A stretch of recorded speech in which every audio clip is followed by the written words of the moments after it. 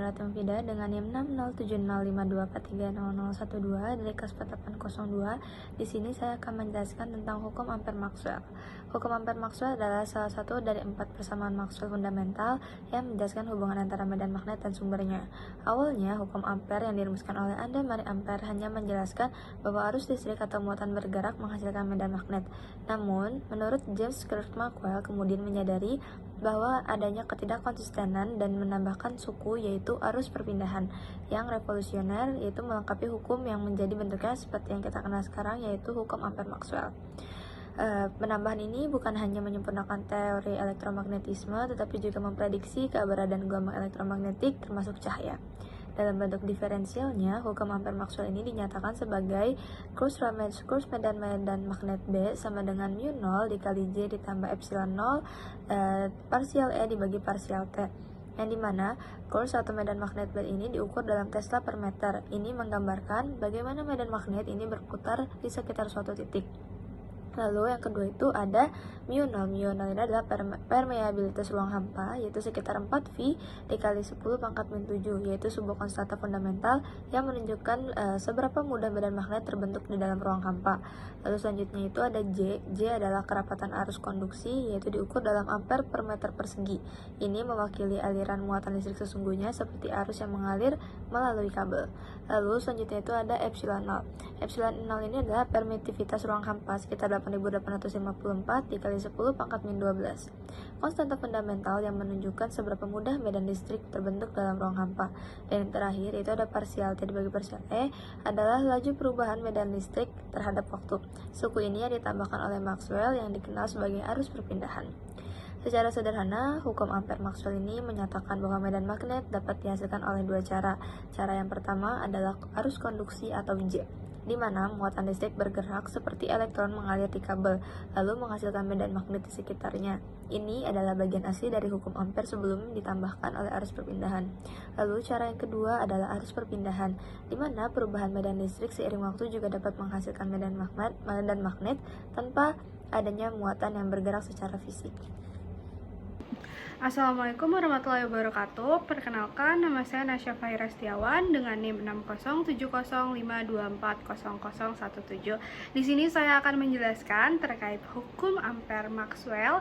Yang saya akan jelaskan di sini adalah contoh penerapan dalam kehidupan sehari-hari. Penerapan dalam kehidupan sehari-hari dari hukum Ampere-Maxwell ini komunikasi nirkabel. Yang pertama, contohnya itu radio, TV, WiFi, Bluetooth, dan ponsel. Lalu cara kerja perangkat pemancar, misalnya itu pemancar radio atau router WiFi menghasilkan osilasi. Osilasi itu sebuah perubahan medan listrik yang sangat cepat. Perubahan medan listrik ini sesuai dengan suku arus perpindahan dalam hukum Ampere-Maxwell. Secara otomatis menghasilkan medan magnet. Secara otomatis itu dia akan menghasilkan medan magnet yang juga berubah. Medan magnet yang berubah ini sesuai dengan hukum Faraday yang menginduksi kembali medan listrik yang berubah dan seterusnya. Proses bolak-balik ini menciptakan gelombang elektromagnetik yang dapat merambat melalui ruang tanpa medium fisik. Lalu gelombang ini membawa informasi berupa informasi suara maupun data ke perangkat penerima. Lalu ada penerapannya itu pada WiFi dan Bluetooth. Jaringan nirkabel ini menggunakan sebuah gelombang elektromagnetik pada frekuensi radio dan gelombang mikro untuk menghubungkan perangkat tanpa kabel. Lalu yang kedua itu ada oven microwave. Oven microwave ini memanaskan makanan menggunakan gelombang elektromagnetik. Cara kerjanya yaitu magnetron dalam oven, yaitu sebuah jadi itu magnetron ini di dalam oven itu menghasilkan sebuah gelombang mikro yang merupakan gelombang elektromagnetik pada frekuensi tertentu. Jadi frekuensinya itu berbeda-beda. Lalu gelombang ini kemudian dipancarkan dalam sebuah ruangannya itu ruangan oven yang berinteraksi dengan molekul air, lemak, dan gula dalam makanan.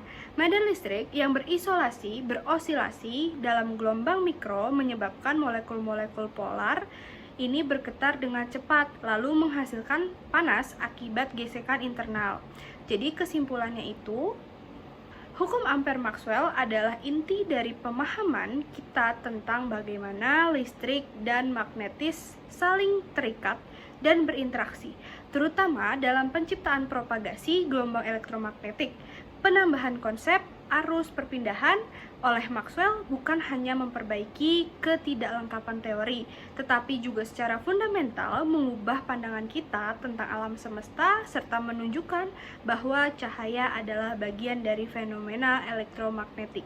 Jadi elektromagnetik itu bukan cuma hanya gelombang ataupun arus, tetapi elektromagnetik juga bisa disebut cahaya, karena yang seperti dijelaskan tadi bahwa Maxwell bukan hanya memperbaiki ketidaklengkapan teori yang sudah ada, tetapi juga secara fundamental mengubah pandangan kita secara teori terkait alam semesta ini, menunjukkan bahwa cahaya itu juga bagian dari elektromagnetik. Sekian pemaparan dari saya. Mungkin kurang lebih itu yang dapat saya simpulkan dan dapat saya jelaskan terkait bagaimana penerapan dalam kehidupan sehari-hari tentang hukum Ampere Maxwell. Cukup dan terima kasih.